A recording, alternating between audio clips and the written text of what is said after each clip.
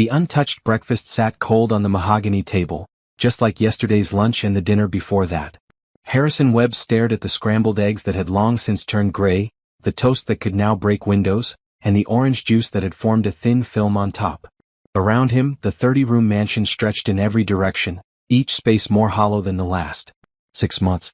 It had been 6 months since the accident that took everything from him. His wife Claire's laugh no longer echoed through the halls. His son Jake's basketball no longer bounced against the garage door.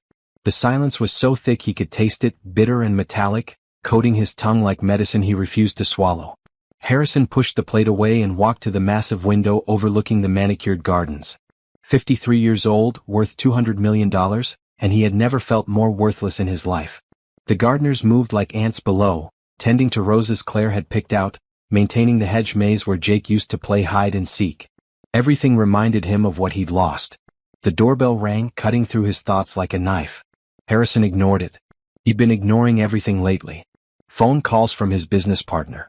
Visits from concerned friends. Invitations to charity galas where people would look at him with those pitying eyes and whisper about the poor widower who'd lost his mind along with his family. But wait.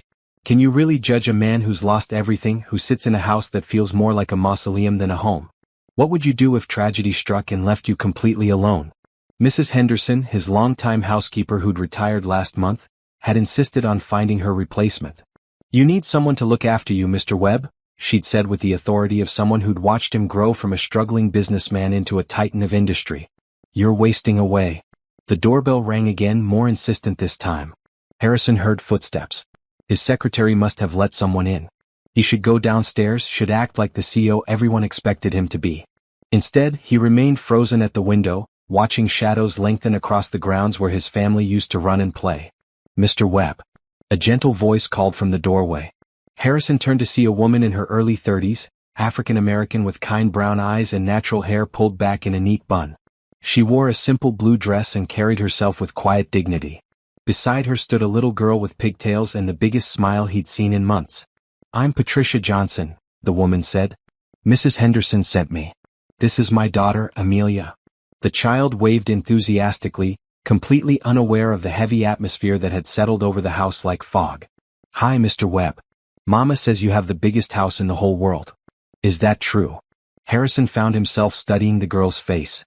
She couldn't be more than 8 years old, with bright curious eyes that seemed to see right through his carefully constructed walls. There was something about her energy, her complete lack of fear or judgment, that made the air feel lighter. It's pretty big, Harrison managed, his voice hoarse from disuse. Can I see your kitchen? Mama's the best cook ever and she's going to make you feel better. Amelia bounced on her toes, her enthusiasm infectious despite Harrison's determination to remain unmoved. Patricia placed a gentle hand on her daughter's shoulder. Amelia, remember what we talked about. Mr. Webb might need some quiet time. But Harrison surprised himself by saying, the kitchen is downstairs. Second door on the left. As they walked through the mansion, Amelia's chatter filled the spaces that had been silent for so long. She asked about everything. Why were the ceilings so tall? Did he really need 20 bedrooms? Had he counted all the windows? Her questions weren't intrusive or annoying. They were genuine, innocent, the kind of wonder that reminded Harrison of Jake at that age. In the kitchen, Patricia began organizing with quiet efficiency while Amelia explored with wide-eyed amazement. Mr. Webb, do you have any coloring books? She asked suddenly. I don't think so, Harrison replied, realizing how strange his house must seem to a child.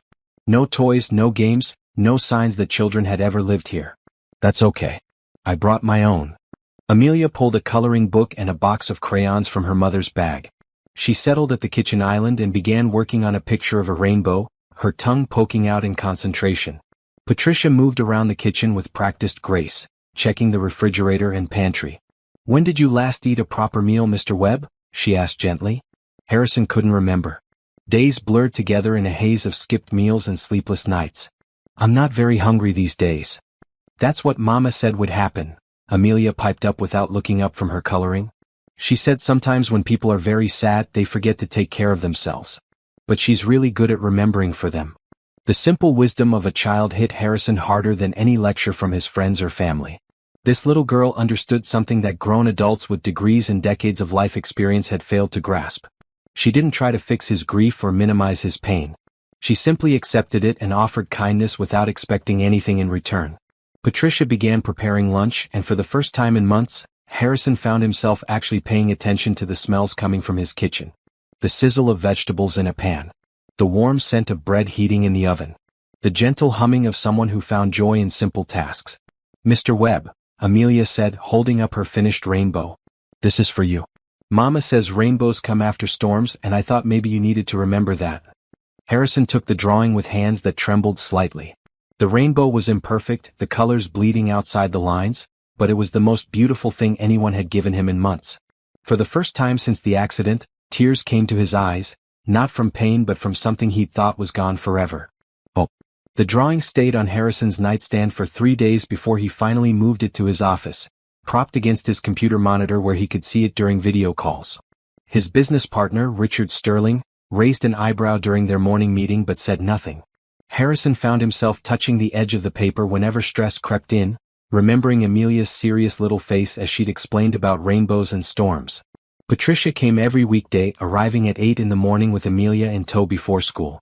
The little girl would wave goodbye from the car window, her backpack bouncing as her grandmother picked her up for school. Then Patricia would begin her quiet work, moving through the mansion like a gentle breeze, restoring order without disturbing the memories that lived in every corner. She didn't try to change everything at once.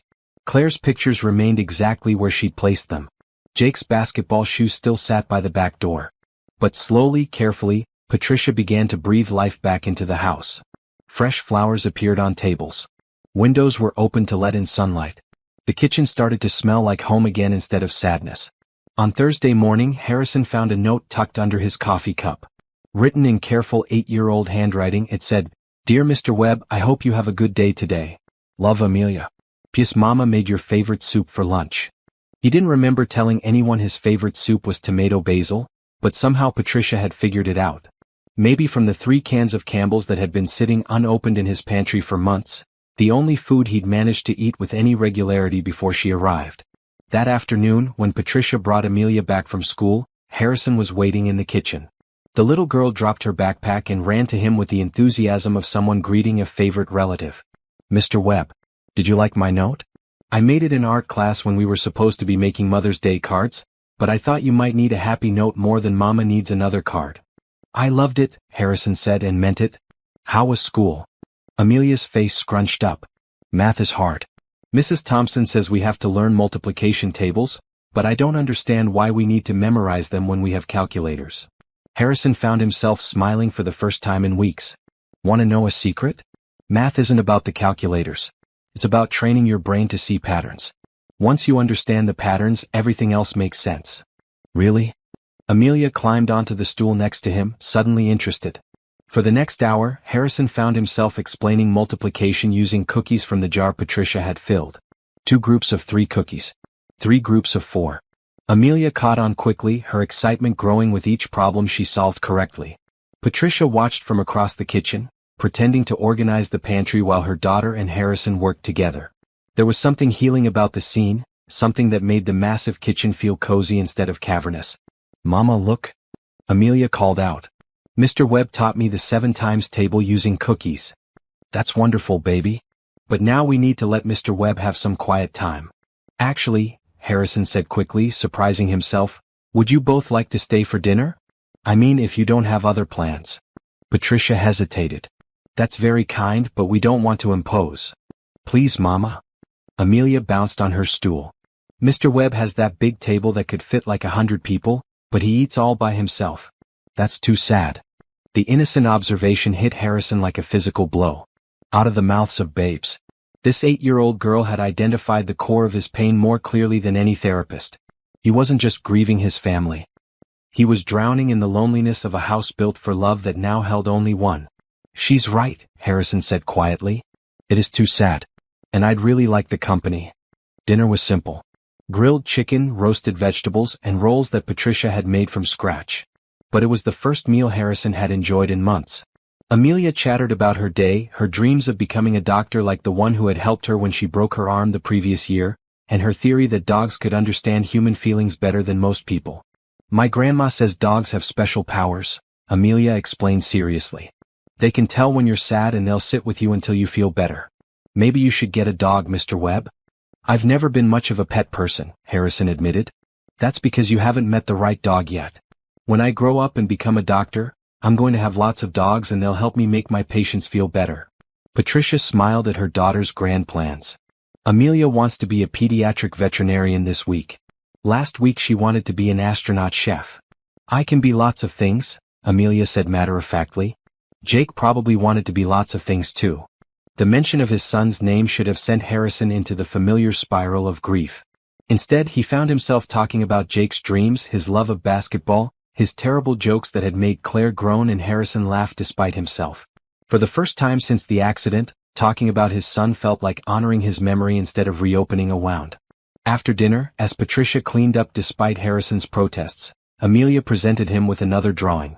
This one showed 3 stick figures standing in front of a big house. A tall man, a shorter woman, and a little girl with pigtails. That's us, she explained. Having dinner together so nobody has to be sad and alone. Harrison stared at the drawing, overwhelmed by the simple generosity of a child who barely knew him but had somehow decided he deserved kindness. In her innocent way, Amelia was showing him what his life could be. Not a replacement for what he'd lost, but something new and precious in its own right. That night, after Patricia and Amelia had gone home to their apartment across town, Harrison sat in his study holding both drawings. The house felt different. Still quiet but not oppressively so. Still empty but not hopeless. For the first time in 6 months, Harrison Webb went to sleep thinking about tomorrow instead of yesterday. 2 weeks into their routine, Harrison found himself looking forward to Amelia's afternoon visits with an anticipation that surprised him. Her backpack dropping by the door had become the sound that marked the end of his workday, even when he had important calls scheduled or contracts to review. Mr. Webb, I got an A on my math test. Amelia announced on a particularly gray Tuesday, bursting through the kitchen door like a small tornado of excitement. Mrs. Thompson said I was the only one who got all the word problems right. Harrison felt a swell of pride that caught him off guard. That's fantastic. I knew you were smart. Mama says smart isn't enough. You have to work hard too. Amelia began unpacking her homework on the kitchen island, spreading papers and books with the organized chaos only children could master. Can you help me with my reading assignment? It's about this girl who moves to a new school and doesn't have any friends. As they worked through the story together, Harrison realized how much he'd missed this kind of simple interaction. With Jake, homework time had often been a battle of wills, especially during the teenage years when everything Harrison said was either embarrassing or wrong. But Amelia approached learning with genuine curiosity, asking questions that made Harrison think about familiar concepts in new ways. Why do you think Sarah feels nervous about the new school? Harrison asked, pointing to a passage in the book. Amelia considered this seriously, her chin resting on her hand. Because when you don't know anybody, you don't know if they'll be nice to you or not. Like when Mama and I moved here from Atlanta. I was scared the kids would think I talked funny or wouldn't want to play with me. Do you miss Atlanta? Sometimes. But Mama says home isn't a place, it's the people who love you. So wherever we are together is home. She looked up at Harrison with those wise 8-year-old eyes. Do you feel at home here? The question hit deeper than she probably intended. This mansion had been home when it was filled with Claire's laughter and Jake's music. Now it felt more like an expensive hotel where he happened to sleep. I'm working on it, Harrison said honestly. After they finished the reading assignment, Amelia surprised him by pulling out a small photo album. Want to see pictures of me and Mama? Harrison found himself looking at snapshots of their life. Patricia and Amelia at various ages, sometimes with an older woman Harrison assumed was Amelia's grandmother. Birthday parties, Christmas mornings, trips to the zoo. What struck him wasn't the obvious love between mother and daughter, but how happy they looked despite their modest circumstances. This is when I lost my first tooth, Amelia pointed to a gap-toothed grin. And this is Mama's graduation from nursing school.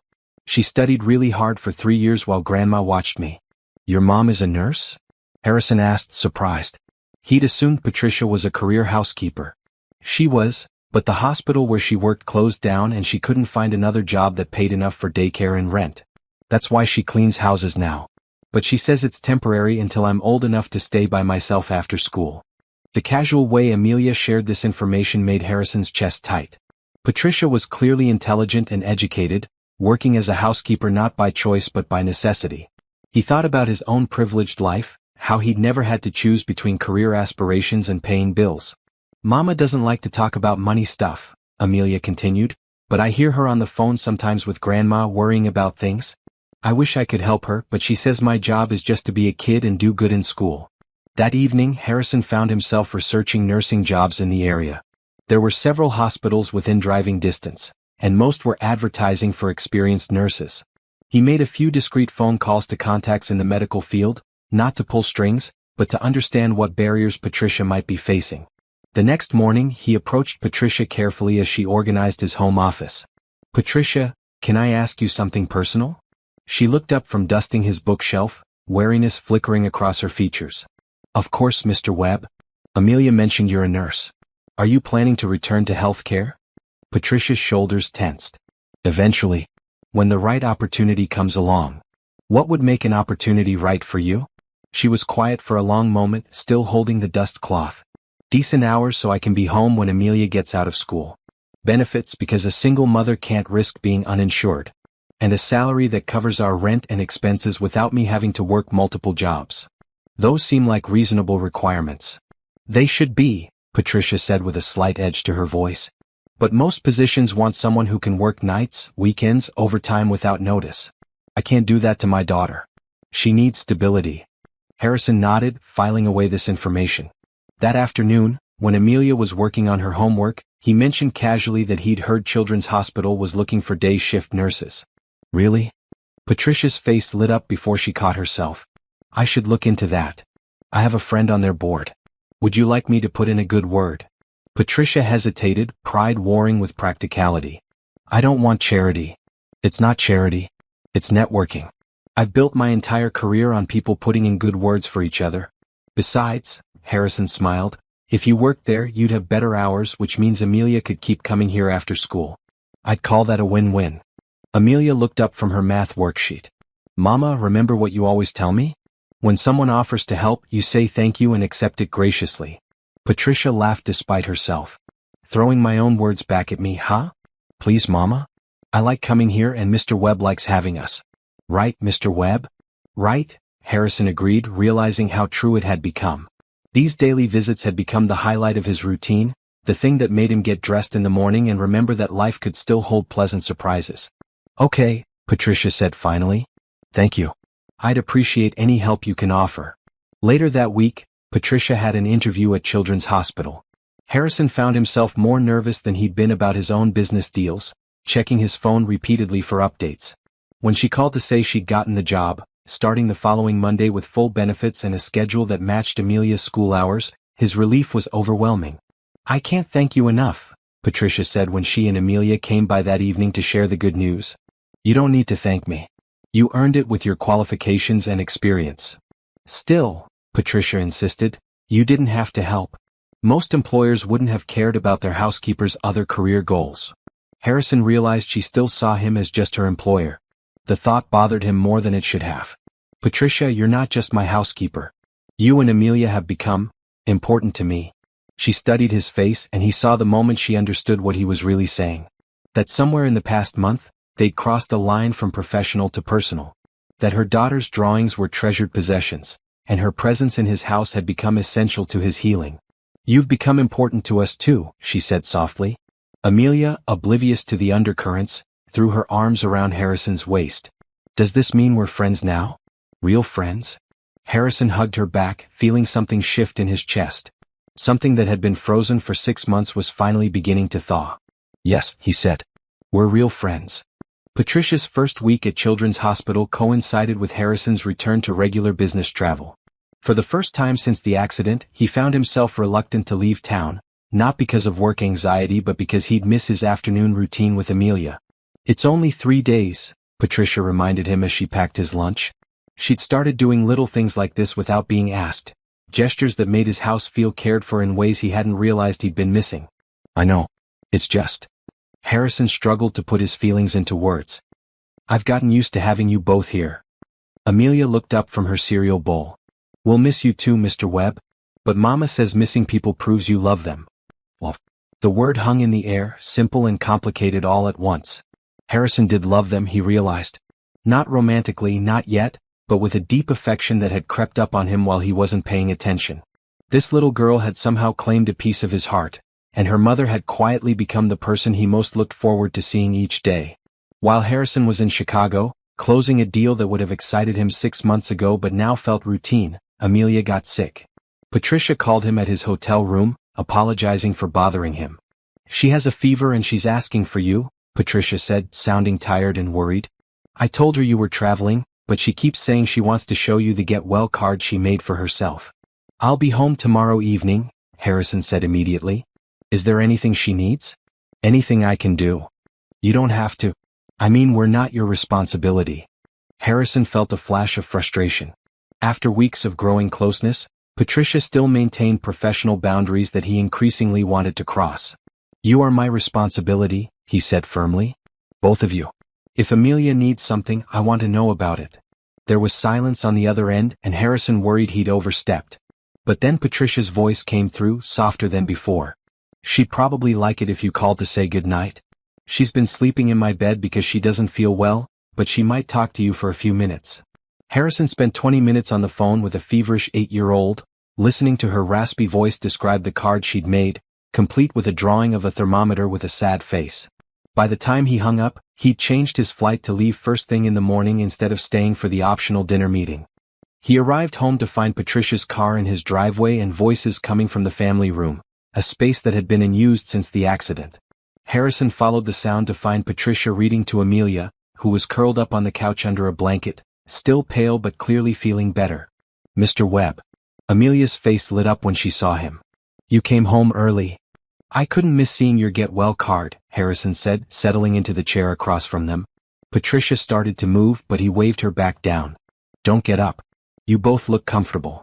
The card was indeed a masterpiece, featuring not just the sad thermometer but also a superhero version of Harrison labeled Mr. Webb the Fever Fighter, and a portrait of Patricia with angel wings and a stethoscope. "Mama took care of me, but I kept thinking about how you helped me with math when I didn't feel good about it," Amelia explained. "So I wanted you to help me feel better about being sick too." Harrison felt his throat tighten with emotion. This child's capacity for love and trust continued to amaze him. She'd somehow decided he belonged in her world, and more surprisingly, he'd started to believe it himself. "Are you hungry?" Patricia asked. "I made soup." They ate dinner together in the family room, something that would have been unthinkable weeks ago but now felt natural. Amelia, still recovering, fell asleep against her mother's shoulder during the movie they'd put on. Patricia started to wake her, but Harrison stopped her. "Let her sleep. She's been sick. I should take her home." "Stay," Harrison said impulsively. "There are guest rooms upstairs. She'll sleep better if you don't have to wake her up and drive across town." Patricia hesitated. "That's very generous, but what? It feels like we're taking advantage of your kindness." Harrison looked at this woman who had quietly become essential to his daily happiness, holding her sleeping daughter who had somehow convinced him that life was still worth living. "Patricia, what would it take for you to stop seeing this as charity and start seeing it as friendship? As caring?" She studied his face in the dim light from the television. "I guess I'm afraid to get too comfortable. Good things in my life have a tendency to disappear." "What happened to Amelia's father?" Harrison asked gently. Patricia's jaw tightened. He decided being a parent was too hard and too expensive. Left when Amelia was 4, with promises to stay in touch and help support her. "We haven't heard from him since." "I'm not going anywhere," Harrison said firmly. "You and Amelia have given me back something I thought I'd lost forever. Why would I walk away from that?" "What have we given you?" Harrison considered how to explain something he barely understood himself. "Purpose. Joy. A reason to get up in the morning that isn't just about making money or filling time. Amelia sees the world the way Jake used to, with wonder and optimism. And you?" He paused, suddenly aware they were entering dangerous territory. "You make everything feel possible again." Patricia shifted Amelia's weight so she could look at Harrison directly. "I feel the same way. For the first time since Amelia's father left, I feel like we're not just surviving. Like we might actually build something good." They stayed like that for a long moment, the sleeping child between them, both afraid to say too much but unwilling to say too little. Finally, Patricia carried Amelia upstairs to one of the guest rooms Harrison had prepared, complete with fresh pajamas he'd asked his assistant to buy. "Thank you," Patricia said when she came back downstairs to find Harrison tidying up their dinner dishes. "For everything. The job referral, the kindness to Amelia, tonight. I know you don't owe us any of this." "I don't do it because I owe you anything," Harrison said. I do it because you matter to me. Both of you. Patricia stepped closer, close enough that Harrison could smell her shampoo, see the flecks of gold in her brown eyes. For a moment he thought she might kiss him. Instead, she reached up and straightened his collar, a gesture so domestic and intimate it made his heart race. We matter to you too, she said quietly. More than we probably should. That night, Harrison lay awake listening to the sounds of people sleeping in his house. For the first time since the accident, the mansion didn't feel empty. It felt like what it was supposed to be, a home where people who cared about each other could rest safely. In the morning, Amelia bounced into his bedroom at 7 a.m., completely recovered and excited about having had a sleepover. Mr. Webb, can we make pancakes? Mama said I could ask, but I couldn't jump on your bed. Good thing you listened to your mother, Harrison said, sitting up and ruffling her hair. And yes, we can make pancakes. As they cooked breakfast together, all three of them moving around the kitchen with easy familiarity, Harrison realized something had fundamentally shifted. They weren't just employer and employee anymore, or even just friends. They were becoming something like a family, built not on blood or legal obligation but on choice and affection. The thought should have terrified him. Instead, it filled him with a happiness he'd thought was gone forever. The Saturday morning trip to the zoo happened almost by accident. Amelia had been reading about elephants for a school project, and Harrison offhandedly mentioned that the city zoo had a new elephant exhibit. Her eyes lit up with such excitement that refusing to take her would have been cruel. Are you sure you don't mind? Patricia asked as they piled into Harrison's SUV, Amelia bouncing in the back seat with barely contained energy. I haven't been to a zoo in 20 years, Harrison admitted. I'm curious to see what's changed. Everything had changed, but not in ways Harrison had expected. The zoo of his memory was tired and dated, with concrete enclosures and bored animals. This version was transformed, with natural habitats and interactive exhibits designed to educate as much as entertain. But what struck him most was seeing it through Amelia's eyes. She read every information plaque aloud, asked the volunteers dozens of questions, and insisted on sketching her favorite animals in the notebook she'd brought along. At the elephant exhibit, she stood pressed against the viewing window for 20 minutes, completely mesmerized. Did you know elephants can recognize themselves in mirrors? She told Harrison seriously. That means they're really smart like people. What else do you know about elephants? They live in families led by the grandmother elephant, and they never forget anything important, and when one of them dies, the others get really sad and visit the place where it happened. Amelia paused, looking up at Harrison with sudden understanding. Kind of like you, huh? Still missing Jake and Claire even though they're gone. The observation should have been painful, but somehow Amelia's matter-of-fact acceptance of grief made it easier to bear. Yeah, kind of like that. But elephants still take care of each other and have babies and do elephant things even when they're sad. Maybe that's what you're supposed to do too. Patricia overheard this exchange and gave Harrison an apologetic look, but he shook his head. Amelia's innocent wisdom often cut straight to truths adults danced around. He was still doing human things, still taking care of people. Maybe that was enough for now. At the petting zoo, Amelia convinced both adults to feed the goats, laughing as the animals' rough tongues tickled their palms. Harrison found himself relaxing in ways he hadn't in months, caught up in the simple pleasure of a child's laughter. Mr. Webb, look. Amelia called out. A baby goat had climbed onto her lap and fallen asleep. I think he likes me. Who wouldn't like you? Harrison said and meant it. They spent the entire day at the zoo, longer than Harrison had spent anywhere purely for enjoyment since the accident. By the time they loaded back into the car, Amelia was exhausted but still chattering about everything they'd seen. Can we come back next month? I want to see the lions when they're awake. Of course, Harrison said without thinking, then caught Patricia's eye in the rearview mirror. They'd made plans a month in advance, as if their current arrangement was permanent. The realization didn't scare him as much as it should have. Over dinner at a family restaurant Amelia chose, Harrison watched Patricia help her daughter navigate the children's menu and felt something settle in his chest. This was what contentment felt like, he realized. Not the sharp high of closing a big deal or the satisfaction of beating competitors, but this quiet happiness that came from being exactly where you belonged. Penny for your thoughts, Patricia said after Amelia had gone to play in the restaurant's small arcade. Just thinking how different today was from what I expected my life to look like. Good different or bad different? Very good different. Harrison smiled, watching Amelia through the glass doors as she concentrated on a basketball shooting game. 6 months ago, I couldn't imagine enjoying anything again. Today I spent 8 hours looking at animals and had the best time I've had in years. Patricia reached across the table and briefly touched his hand. Claire and Jake would be happy to see you healing. You think so? I know so. From everything you've told me about them, they loved you too much to want you to stay broken forever. That evening, as they stood on Harrison's front porch saying goodbye, Amelia hugged him with the fierce intensity only children could muster. Thank you for the best day ever, she said into his chest. I wish every day could be like today. Maybe they can be, Harrison said, surprising himself with the words. After they left, Harrison sat in his study looking at the photos Amelia had drawn throughout the day. Elephants with oversized ears, lions with magnificent manes, and on the last page, a drawing of 3 people holding hands in front of the zoo entrance. The same 3 figures from her earlier drawing, but this time they looked like they belonged together. The trouble started on a Tuesday morning when Richard Sterling showed up unannounced at Harrison's house. Patricia answered the door, professional and polite, but Harrison could see his business partner's expression shift as he took in her appearance.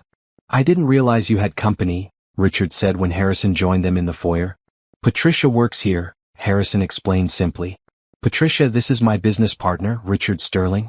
Richard, this is Patricia Johnson. Richard's handshake was perfunctory, his smile not reaching his eyes. Harrison felt a familiar knot form in his stomach. He'd seen that look before, usually directed at people Richard considered beneath his notice. They conducted their business meeting in Harrison's office, but Richard seemed distracted, his attention drifting whenever Patricia moved through the house during her work. Finally, as they were wrapping up, Richard couldn't contain himself any longer. Harrison, can I speak frankly? You always do. I'm concerned about your judgment lately. Missing the Chicago dinner, cutting short the Dallas trip, and now I find you've gotten involved with your domestic help. Harrison felt anger rise in his chest, hot and protective. Involved how? Come on, Harrison. I've known you for 15 years. I can see the way you look at her, the way she moves around your house like she owns it. You're vulnerable right now, grieving, not thinking clearly. My thinking is perfectly clear. Is it? Because from where I sit, it looks like you're having some kind of midlife crisis. First you disappear from social functions, then you start playing house with the help. What's next? Are you going to adopt some strays and turn into a hermit? The casual cruelty of Richard's words hit Harrison like a physical blow. Patricia and her daughter aren't strays.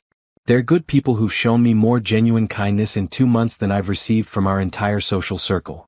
That's exactly what I'm talking about. You're confusing gratitude with something else. Look, I get it. You're lonely, you're hurting, and along comes this attractive woman with a cute kid who makes you feel needed. But you're a billionaire, Harrison. There are consequences to these kinds of relationships. What kind of relationship do you think this is? Richard's expression was patronizing, the look of someone explaining basic facts to a child. The kind that ends badly.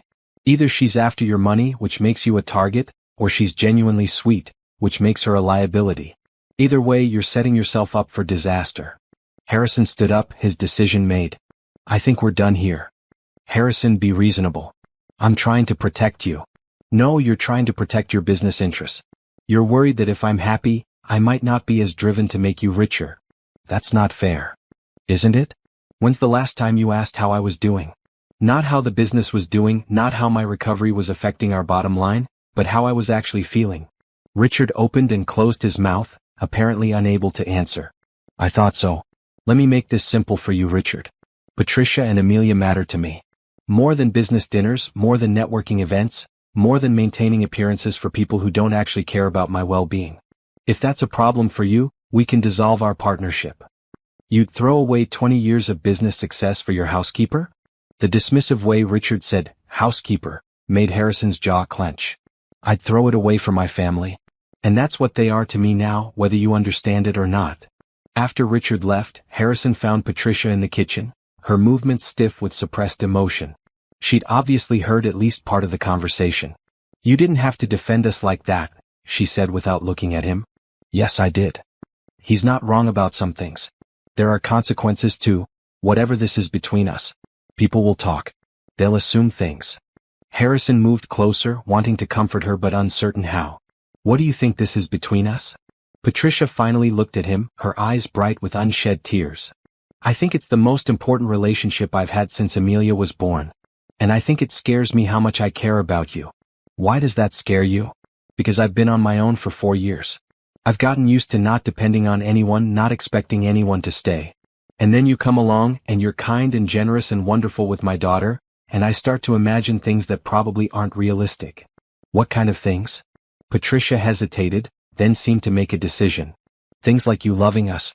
Not just caring about us or feeling grateful for our company, but actually loving us the way we love you. The admission hung between them, brave and vulnerable. Harrison felt his heart rate accelerate as he processed what she just said.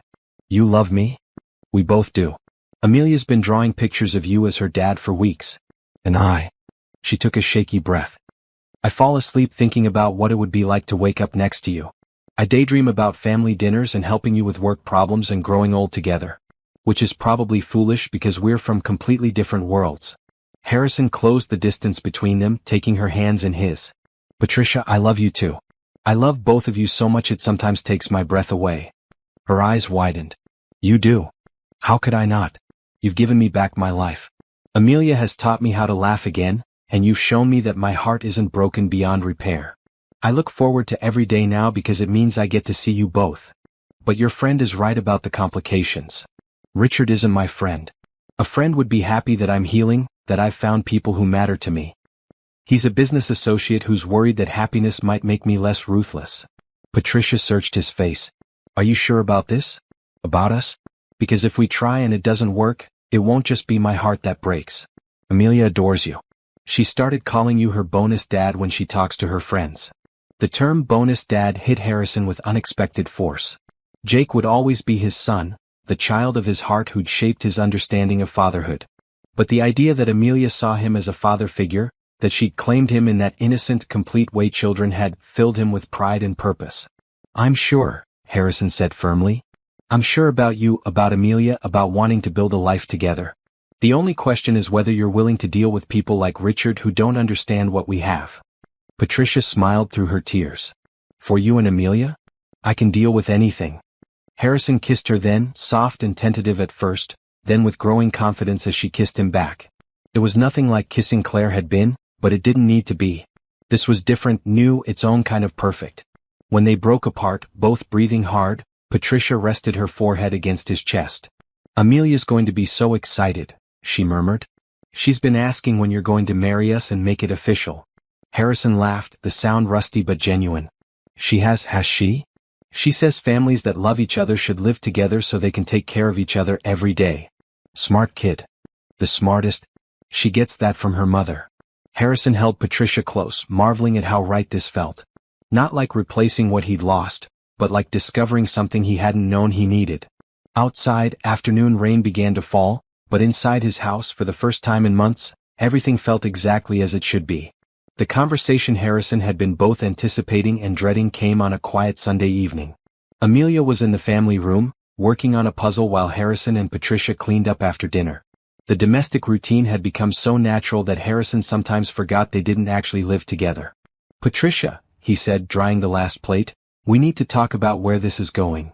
She nodded, having clearly been thinking the same thing. I know. We can't keep pretending this is just friendship. I don't want to pretend anymore. I love you. I love Amelia. I want you both here permanently. Patricia turned to face him fully, dish towel still in her hands. Harrison, that sounds wonderful, but we have to be realistic. I'm a single mother working as a nurse. You're a billionaire businessman. People will assume I'm after your money. Do I look like I care what people assume? You should care. Your reputation affects your business, your social standing, everything you've built. Harrison set down the plate he'd been holding and took Patricia's hands. Everything I built was for Claire and Jake. Now they're gone, and I've spent 6 months learning that money and social standing don't mean anything if you don't have people to share them with. But Amelia and I come with complications. My ex-husband could resurface demanding money. Amelia's going to need college tuition, probably graduate school if she really wants to be a doctor. You'd be taking on financial responsibilities that aren't yours. Those aren't complications, Patricia. Those are the responsibilities that come with family. And I want them. From the family room, Amelia's voice called out, Mama, Mr. Webb, can you help me with this puzzle? I can't find the corner pieces. They joined her on the floor, working together to sort puzzle pieces by color and pattern. Harrison watched Amelia's face as she concentrated, her tongue poking out slightly the way it did when she was thinking hard. This child had somehow become as important to him as his own son had been. Amelia, he said carefully, How would you feel if your mom and I got married? Amelia's hands stilled on the puzzle pieces. She looked up at Harrison with serious eyes, then at her mother, then back at Harrison. Are you asking because you feel sorry for us? She asked with the directness only children possessed. The question caught Harrison off guard. What do you mean? Some of the kids at school, their moms have boyfriends who are nice to them because they feel bad that their dads left. But then when the feeling sorry part goes away, the boyfriends leave too. Harrison felt his heart break a little for this wise 8-year-old who had learned too young that adults could disappoint you. He moved closer to her, taking her small hands in his larger ones. Amelia, I don't feel sorry for you. I feel lucky. Lucky that you and your mom came into my life when I needed you most. Lucky that you're smart and funny and kind. Lucky that you trust me enough to let me help with homework and take you to the zoo. But what about Jake? Weren't you lucky to have him too? Harrison felt Patricia tense beside him, but he'd learned that Amelia's questions, however difficult, deserved honest answers. I was incredibly lucky to have Jake. He was my son and I loved him very much. But loving Jake doesn't mean I can't love you too. Hearts don't work like that. They get bigger when more people come into them. Amelia considered this solemnly. So you could love me like a dad loves a daughter, but still love Jake like a dad loves a son? Exactly like that. And you love Mama like a husband loves a wife? Harrison glanced at Patricia, who nodded encouragingly. Yes, I do. And we love you like a family loves each other? Yes. Amelia broke into the biggest smile Harrison had ever seen from her. Then yes. Yes. I want you to marry Mama so we can be a real family. She launched herself at Harrison, wrapping her arms around his neck with the enthusiasm of someone who'd just gotten exactly what she'd been hoping for. Over her head, Harrison met Patricia's eyes and saw his own emotions reflected there. Love, hope, and a little bit of terror at how much they were all risking. Are you sure about this? Patricia asked later, after they'd tucked and excited Amelia into the guest room she'd been using more and more frequently. I've never been more sure of anything, Harrison replied. Patricia, will you marry me? She laughed, tears streaming down her face. You're supposed to get down on one knee. I don't have a ring yet. I don't need a ring. I just need you to be sure this is what you want. Harrison dropped to one knee right there in the hallway outside Amelia's room, taking Patricia's hands and looking up at her face. Patricia Johnson, you and your daughter have given me back my life. Will you marry me and let me spend the rest of my days trying to make you both as happy as you've made me? Yes, she whispered. Yes, absolutely yes. Their kiss was interrupted by the sound of Amelia's door opening. Did she say yes? Amelia asked, peering out at them. She said yes, Harrison confirmed. Amelia cheered, then seemed to remember she was supposed to be asleep. Sorry, she whispered loudly. I'm just really excited. Does this mean I can call you Dad? Harrison felt emotion overwhelm him. If you want to. I want to. I've been practicing in my head for weeks. That night, after Patricia and Amelia had finally gone to sleep in what Harrison had started thinking of as their rooms, he sat in his study looking at the drawings Amelia had made over the past months. Every single one included him now, usually with a big smile and always as part of their little family unit. He thought about Jake, about the son he'd lost and the daughter he was gaining. About Claire, who would have loved Patricia's strength and Amelia's spirit. About the future he'd thought was over and the new beginning that was just starting. For the first time since the accident, Harrison Webb went to sleep planning a wedding instead of grieving a funeral. And for the first time in his life, he understood that love didn't diminish when shared. It multiplied. The announcement of Harrison's engagement to Patricia made the society pages within a week, though not in the way he'd hoped. The headline in the city's premier gossip column read, "Billionaires Rebound, Webb to Marry the Help." Harrison crumpled the newspaper and threw it across his office, where it hit the wall and scattered pages across the expensive carpet. His assistant, Jennifer, had reluctantly brought him the article along with several others in similar vein. There's more, Jennifer said apologetically, setting down a stack of other publications. And your phone has been ringing all morning. Everyone wants a statement. Harrison scanned the headlines, from mansion to maid, Webb's questionable choice. Gold digger or genuine love, inside Harrison Webb's controversial romance. The Nanny Diaries, how a single mother landed a billionaire. Each article was worse than the last, filled with speculation about Patricia's motives and snide comments about their unconventional relationship. Several quoted sources close to Webb, expressing concern about his mental state following his family's tragic death. Have Patricia or Amelia seen these? Harrison asked. I don't know, sir. But they're trending on social media. It's going to be hard to avoid. Harrison's phone buzzed with a text from Patricia. We need to talk. Amelia heard some kids at school talking about the articles. She's upset. He left work immediately, driving home with a knot of dread in his stomach. He found Patricia and Amelia in the kitchen, but the usual warmth was replaced by an uncomfortable tension. Amelia looked up when he entered, her eyes red from crying. Dad, she said, the word that usually filled him with joy now breaking his heart. Why are people saying mean things about us in the newspaper? Harrison sat down beside her, struggling to find age-appropriate words for adult cruelty. Because some people don't understand that families can be created in different ways. They think love only counts if it happens in ways they recognize. But we do love each other, right? It's not pretend. It's absolutely not pretend. We love each other very much. Then why do they care? Patricia answered this time, her voice carefully controlled. Because your dad is very important and very wealthy, and some people think that means he should only marry other important, wealthy people. That's stupid, Amelia said with 8-year-old bluntness. Yes, it is, Harrison agreed. But stupid doesn't mean harmless. Are kids at school being mean to you? Amelia nodded miserably. Tommy Martinez said his mom thinks you're going to get tired of us and throw us away when you get bored. And Katie Williams said her dad thinks mama is only marrying you for money and doesn't really love you. Harrison felt rage build in his chest, hot and protective. These were children repeating the poison their parents had fed them, turning his daughter's joy into shame.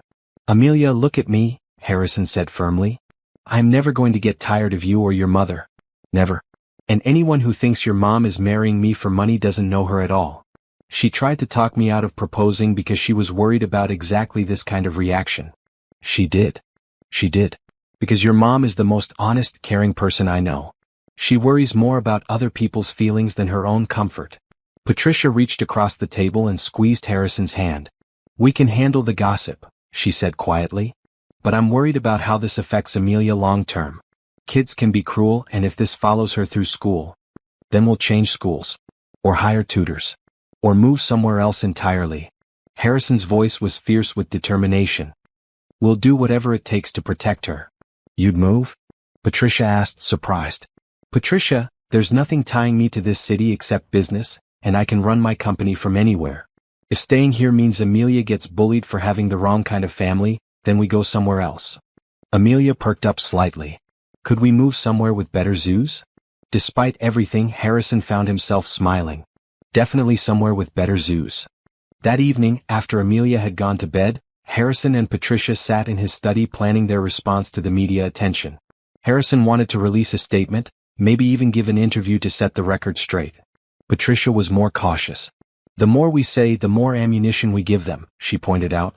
Maybe we should just let it die down naturally. While our daughter gets harassed at school? While people assume the worst about your character? I don't think so. Harrison's phone rang, interrupting their conversation. The caller ID showed Richard Sterling's name. Don't answer it, Patricia said, but Harrison was already picking up.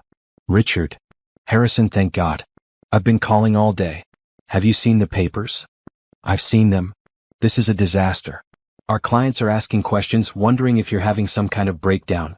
You need to do damage control immediately. What kind of damage control? Issue a statement saying you're taking time to grieve and that reports of an engagement are premature. Buy yourself some space to think this through rationally. Harrison felt something cold settle in his stomach. You want me to deny my engagement. I want you to protect your reputation and your business. Harrison, you're not thinking clearly. This woman and her kid have you twisted around their finger, and you can't see it because you're vulnerable. Richard, I'm going to say this once, and I want you to listen carefully. I love Patricia. I love Amelia. I'm going to marry Patricia and adopt Amelia, and anyone who has a problem with that can go to hell. Including our clients. Including you. You're making a huge mistake. No, Richard. I made a mistake 6 months ago when I let grief convince me that my life was over. Patricia and Amelia showed me it was just beginning again. If you can't be happy for me, then maybe we need to reconsider our partnership. Are you threatening me? I'm telling you that I'm done apologizing for finding happiness.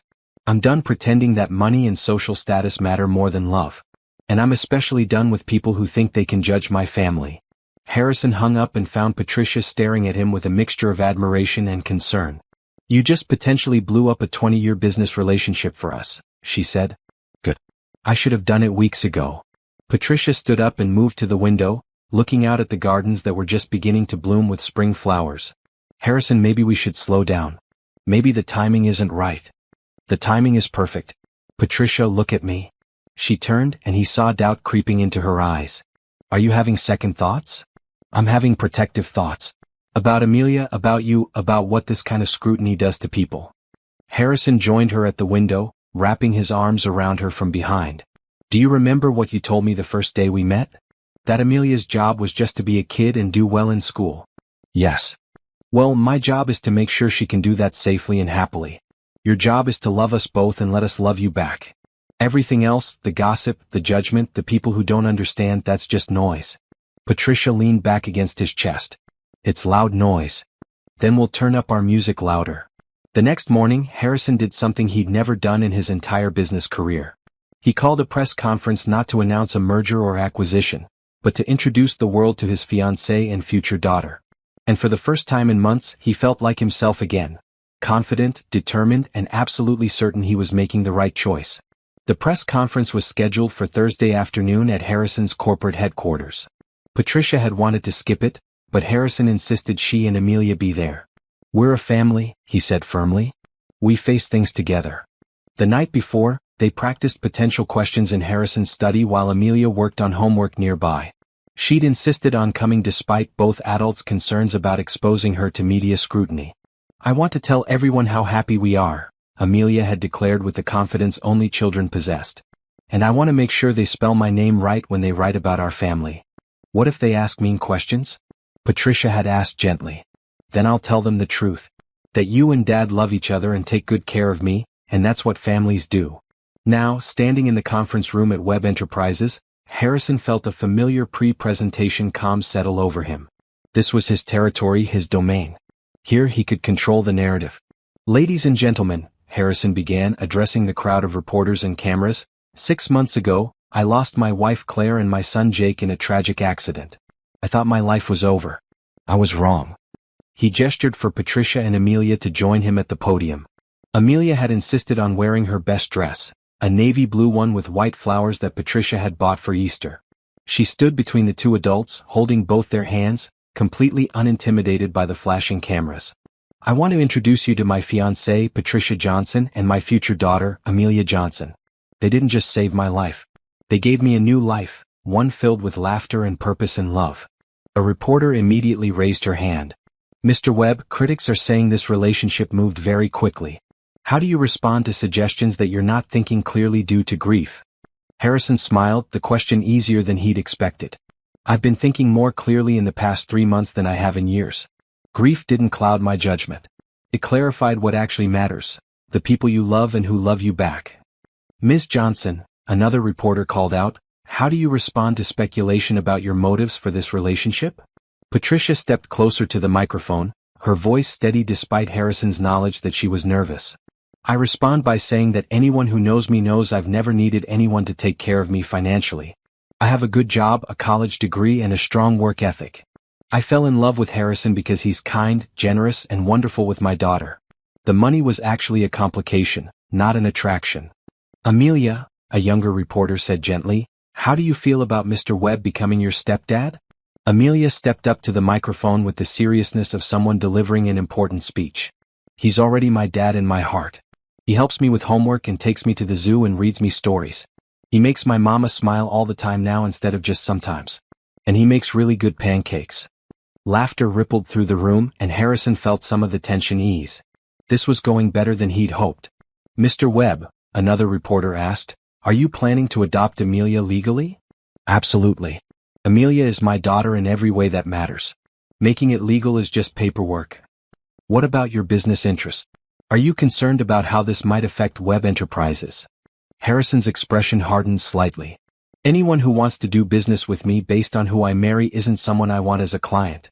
Webb Enterprises will continue to be successful because we deliver results, not because of my personal life. After the press conference, they went out for ice cream to celebrate.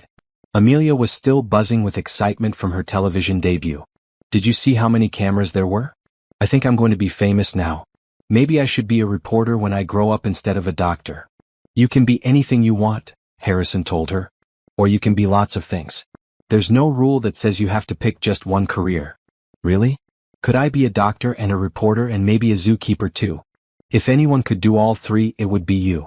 That weekend they went ring shopping together. Harrison had wanted to surprise Patricia, but she'd insisted that if she was going to wear it for the rest of her life, she should have some input in choosing it. The jewelry store staff treated them with professional courtesy, though Harrison noticed a few whispered conversations and pointed looks. Amelia was oblivious to the undercurrents, fascinated by the displays of sparkling gems. That one looks like a star, she said, pointing to a solitaire diamond. And that one looks like a flower. Oh, and that one looks like ice cream. Patricia gravitated toward simpler designs, classics that wouldn't look dated in 20 years. She tried on several rings, but kept coming back to a vintage-inspired piece with a center diamond surrounded by smaller stones in a delicate Art Deco setting. It's beautiful, she said, admiring how it caught the light, but it's too much. Harrison looked at the price tag and nearly laughed. The amount that seemed extravagant to Patricia wouldn't cover his monthly wine budget. But he understood her concern wasn't really about money. It was about feeling worthy of such luxury. Patricia, he said gently, I want you to have something beautiful that reminds you every day how much I love you. This ring doesn't make you more valuable to me, but I hope it makes you feel as precious as you are. Amelia, who had been listening to this exchange, nodded sagely. Mama, you always tell me I deserve good things when I work hard and am kind to people. You work harder than anyone and you're the kindest person ever. You deserve the pretty ring. Patricia looked at her daughter, then at Harrison, then back at the ring. Okay, she said finally. But I'm keeping my nursing job. Ring or no ring, I like working. I wouldn't dream of asking you to quit, Harrison said, meaning it. Besides, Amelia's going to need good health insurance when she's studying to be a doctor, reporter, zookeeper. That evening they started planning the wedding in earnest. They decided on something small and intimate, just family and close friends. For Harrison, that meant his assistant Jennifer and Mrs. Henderson, his former housekeeper. For Patricia, it meant her mother and a few nursing school friends. Where do you want to have it? Harrison asked as they sat around his kitchen table with bridal magazines Amelia had insisted they buy. Somewhere Amelia can run around if she gets bored, Patricia said practically. The backyard, Amelia announced. We could have it in the garden where the roses are, and I could pick flowers for decorations. Harrison thought about his formal gardens, imagining them filled with flowers and laughter and celebration. That sounds perfect. Really? You don't want some fancy hotel ballroom? Patricia, the only thing I want is to marry you surrounded by people who love us. Everything else is just decoration. Amelia looked up from the magazine she'd been flipping through. Can I be the flower girl and the ring bearer? I promise I won't lose the rings. You can be whatever you want to be, Harrison said. It's your wedding too. Later that night, after Amelia had fallen asleep on the couch during their movie, Harrison carried her upstairs to what had become her permanent room. Patricia followed, helping to tuck her in. She's gotten so comfortable here, Patricia observed, smoothing Amelia's hair. Good. This is her home now. Sometimes I can't believe this is really happening. 6 months ago, I was a single mother working multiple jobs to make ends meet. Now I'm engaged to a wonderful man who loves my daughter as much as I do. Harrison pulled Patricia close. 6 months ago, I was a broken man who thought his life was over. Funny how much can change when the right people walk into your world. Do you think Claire and Jake would approve? Harrison considered this seriously. It was a question he'd asked himself many times. I think Claire would love you. You're strong and independent and fierce about protecting the people you love. Those were all qualities she admired. And I think Jake would have been crazy about Amelia. They would have been great siblings. She asks about them sometimes. Wants to know what they were like, if they would have liked her. What do you tell her? That they would have loved her as much as we do, and that loving her doesn't mean loving them any less. Harrison kissed the top of Patricia's head, marveling at her wisdom. Have I mentioned lately that I'm marrying the smartest woman in the world? Only every day. Good. I don't want you to forget. As they prepared for bed in what would soon officially be their shared home, Harrison felt a contentment he'd never experienced before. Not the sharp satisfaction of business success or the familiar comfort of long marriage, but something new and bright and full of possibility. Tomorrow they would face more questions, more judgment, more people who didn't understand their unconventional path to love. But tonight they were simply a family planning their future together, and that was enough. The morning of the wedding dawned bright and clear, with the kind of perfect spring weather that felt like a blessing. Harrison woke early in the guest room where he'd spent the night, banished by Patricia's insistence that it was bad luck to see the bride before the ceremony. "It's silly superstition," he'd protested. "Maybe," Patricia had replied, "but humor me. I want to do at least a few things traditionally." Now, looking out at the garden where white chairs and flower arrangements awaited their guests, Harrison felt a nervous excitement he hadn't experienced since his first wedding 25 years ago. But this was different. Better. He wasn't a young man making promises he hoped he could keep. He was a mature man who understood exactly what he was committing to and couldn't wait to begin. Mrs. Henderson arrived early to help with final preparations, bustling around the kitchen with the authority of someone who'd once run this household. "Mr. Webb," she said, straightening his tie for the third time, "I need you to know how happy I am about today." "Thank you, Mrs. Henderson. That means a lot. Miss Patricia is good for you. And that little girl, she's brought life back to this house in ways I never thought I'd see again." Harrison smiled, thinking of Amelia, who was probably driving her mother crazy with excitement upstairs. "She certainly has. Miss Claire would be happy for you," Mrs. Henderson added gently. "She never would have wanted you to spend the rest of your life alone." Before Harrison could respond, Amelia came racing down the stairs in her flower girl dress, a confection of pale pink silk that made her look like a princess. Dad. Mama looks so beautiful you're going to cry when you see her." "Is she ready?" "Almost. She's putting on her lipstick and talking to herself in the mirror. Grandma says that's normal for brides." Patricia's mother had arrived the night before, a dignified woman in her 60s who'd raised Patricia with the same quiet strength her daughter now possessed. She'd been politely reserved with Harrison at first, clearly protective of her daughter and granddaughter. But by the end of the evening, after watching Harrison help Amelia with her bedtime routine and seeing the way he looked at Patricia, she'd pulled him aside. "You make my girls happy," she'd said simply. "That's all I've ever wanted for them."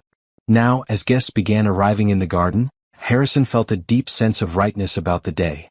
The guest list was small but meaningful. Jennifer had come with her husband, beaming with pride at her boss's happiness. A few of Patricia's nursing colleagues clustered near the rose bushes, admiring the decorations Amelia had indeed helped arrange. Even Dr. Martinez from Children's Hospital had come, the man who'd given Patricia her chance and become a friend in the process. Notably absent were most of Harrison's former social circle and business associates. Richard Sterling hadn't responded to the invitation at all. But Harrison found he didn't care. The people here today were the ones who mattered, the ones who understood that love came in many forms and deserved celebration rather than judgment. The string quartet Patricia had chosen began playing, and Harrison took his place under the archway of white roses and greenery. His hands were steady, his heart full as he waited for his bride. Amelia appeared first, walking slowly down the aisle with a basket of rose petals, her face serious with concentration as she scattered them with precision. When she reached the front, she gave Harrison a thumbs up and whispered loudly, "I didn't drop any rings." The music shifted to the wedding march, and Harrison's breath caught as Patricia appeared at the top of the garden steps. She wore a simple but elegant dress in champagne silk, her hair swept up with small white flowers woven through the dark strands. But it was her smile that stopped his heart, radiant with joy and love and absolute certainty. She walked down the aisle alone as she'd requested. "I've been independent this long," she'd said when Harrison offered to find someone to give her away. "I think I can manage to walk 30 feet on my own." When she reached him, Harrison took her hands and felt the last piece of his broken heart click back into place. "Dearly beloved," the minister began, "we are gathered here today to witness the union of Harrison and Patricia, two people who found love in the most unexpected place, in healing." The ceremony was brief but meaningful. They'd written their own vows, words that spoke of second chances and chosen families and love that grew stronger through adversity. When Harrison promised to love and protect both Patricia and Amelia for the rest of his life, he saw tears in more than a few eyes. Patricia's vows were equally moving, thanking Harrison for showing her that love didn't always come when you expected it, but when you needed it most. "You didn't just ask me to marry you," she said, her voice strong despite the emotion. "You asked us to become your family. And we said yes with everything we have." When the minister pronounced them husband and wife, Amelia cheered before they'd even kissed, causing laughter to ripple through the small crowd. Harrison kissed his bride with all the love and promise he could convey, then scooped up Amelia for a three-way hug that felt like coming home. The reception was held right there in the garden, with a dinner catered by Patricia's favorite restaurant and dancing on the terrace as the sun set. Harrison's first dance with his new wife was to the same song he and Claire had danced to at their wedding, but it felt completely different. Not a replacement or a repetition, but something entirely new. Any regrets? Patricia asked as they swayed together. Only that we didn't meet sooner, Harrison replied, spinning her gently. I don't know. I think we met exactly when we were supposed to. Later, Harrison danced with Amelia, lifting her up so she could rest her chin on his shoulder as they moved slowly to the music. Dad, she said, testing out the word she could now use officially, are you happy? Happier than I ever thought possible. Good. Because I have plans for our family. Oh? What kind of plans? Well, first we need to get a dog. Every family needs a dog. Then we need to plant a vegetable garden so we can grow our own food. And then we need to have family game night every Friday. And maybe we could get a bigger car so we can take long trips to see things. Harrison laughed, delighted by her elaborate vision of their future. Those all sound like excellent plans. Oh, and one more thing. What's that? I think Mama wants a baby brother or sister for me. She hasn't said anything, but sometimes she looks at little kids in the store with this sad, happy face. Do you think that would be okay? The question caught Harrison completely off guard. Another child hadn't even occurred to him, but as he considered it, the idea didn't frighten him the way it might have months ago. Would you like a little brother or sister? I think so. Someone to teach stuff to and help take care of. Plus, if there are 2 kids, you and Mama can't focus all your worrying on just me. We don't worry about you, Harrison protested. Amelia gave him a look far too knowing for her age. Dad, you guys worry about me constantly. Mama checks on me like 5 times after I go to sleep, and you ask me how school was every single day even when nothing interesting happens. Which is sweet but also kind of a lot of pressure. Harrison realized his 8-year-old daughter had just given him profound insight into parenting. You're pretty smart, you know that? I get it from both my parents now, she said matter-of-factly. As the evening wound down and guests began to leave, Harrison found himself standing with Patricia and Amelia in the garden where they just promised to love each other forever. The light strung through the trees cast everything in a warm, golden glow, and for a moment Harrison could almost see his future spreading out before him like a map of adventures yet to come. So, Patricia said, slipping her hand into his, how does it feel to be a married man again? It feels like the beginning of everything I didn't know I wanted, Harrison replied honestly. And how does it feel to be a dad again? She asked more quietly. Harrison looked down at Amelia, who was collecting flower petals in her basket with the same determination she brought to everything. It feels like I never stopped being one. Just like I never stopped believing in family even when I thought mine was over. 6 months ago, Harrison Webb had been a broken man sitting alone in an empty mansion, convinced that his capacity for love had died with his wife and son. Tonight, he was a husband and father again, surrounded by people who had chosen to love him and whom he had chosen to love in return. The house that had felt like a mausoleum was now filled with laughter and argument and the sweet chaos of family life. Amelia's artwork covered the refrigerator. Patricia's nursing textbooks were stacked on the coffee table next to Harrison's business journals. The kitchen smelled like home-cooked meals and fresh flowers. As they walked back to the house together, Harrison's new family chattering about tomorrow's plans and next week's adventures, he realized that healing didn't mean forgetting. It meant making room in your heart for new love alongside the old, for new dreams that honored the past while embracing the future. Claire and Jake would always be part of him, would always hold a special place in his heart. But Patricia and Amelia had shown him that love wasn't finite. Hearts didn't break when they opened to new people. They expanded, growing bigger and stronger with each person who chose to stay. Inside the house, Amelia ran upstairs to get ready for bed, still chattering with excitement about the day. Patricia paused in the foyer, looking around at the home that was now officially hers too. It's going to take some getting used to, she admitted. All of this. We have the rest of our lives to figure it out, Harrison said, pulling her close. And something tells me it's going to be the best adventure any of us has ever had. Upstairs, they tucked Amelia into bed together, a routine that felt both new and familiar. She insisted on saying goodnight to both of them, hugging Harrison extra tight. Thank you for marrying us, she whispered. I love you, Dad. I love you too, sweetheart. Sweet dreams. Later, as Harrison and Patricia lay in their bed together for the first time as husband and wife, Patricia curled against his chest with a contentment that made his heart full. Harrison. Amelia asked me today if we were going to have more children. Harrison smiled in the darkness. She asked me the same thing. What did you tell her? That we'd have to see what the future brings. What did you tell her? The same thing. But Patricia? Yes. I want you to know that whatever the future brings, whatever our family looks like 5 years or 10 years from now, This is already more than I ever thought I'd have again. You and Amelia are enough. You're everything. Patricia lifted her head to kiss him softly. You're everything to us too. And whatever comes next, we'll face it together. Outside, spring rain began to fall gently on the gardens where they'd promised to love each other forever. Inside, Harrison Webb fell asleep surrounded by the quiet sounds of his family. Patricia's steady breathing, the soft whisper of Amelia talking to herself in her room down the hall, the settling sounds of a house that was once again truly home. For the first time in his life, he understood that happy endings weren't really endings at all. They were beginnings, moments when love won out over fear and hope triumphed over despair. And this was just the first chapter of what he knew would be the greatest story of his life.